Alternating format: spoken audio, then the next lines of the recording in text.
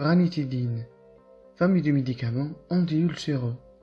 Dans quel cas le médicament est-il prescrit? Ce médicament est un anti-ulcéreux qui appartient à la famille des antihistaminiques de type H2.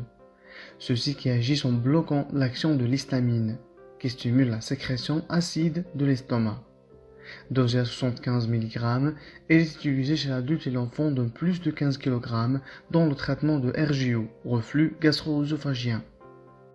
Dosé à 150 et 300 mg, elle est utilisée chez l'adulte dans le traitement des inflammations de l'œsophage dues au reflux des acides de l'estomac vers l'œsophage, des ulcères de l'estomac ou de duodénum, et pour prévenir les rechutes de l'ulcère de duodénum, du syndrome de Zollinger-Ellison.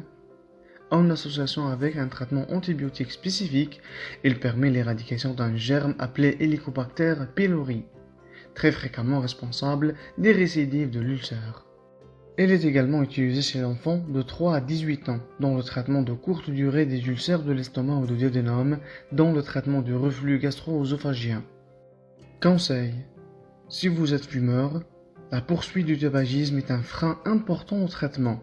La nicotine augmente l'acidité gastrique et réduit l'efficacité du muscle qui ferme la jonction entre l'œsophage et l'estomac.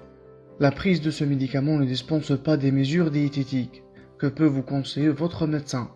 L'aspirine et les anti-inflammatoires peuvent être agressifs pour l'estomac. N'en prenez pas sans avis médical. Fertilité, grossesse et allaitement. Pour la grossesse, les données scientifiques actuellement disponibles n'ont pas mis en évidence de problèmes particuliers lors de l'utilisation de ce médicament pendant la grossesse à la dose préconisée. Néanmoins, ne l'utilisez pas sans avis médical. Pour l'allaitement, ce médicament passe dans le lait maternel et est déconseillé pendant l'allaitement. Effet indésirable possible du médicament: fatigue, nausées, constipation.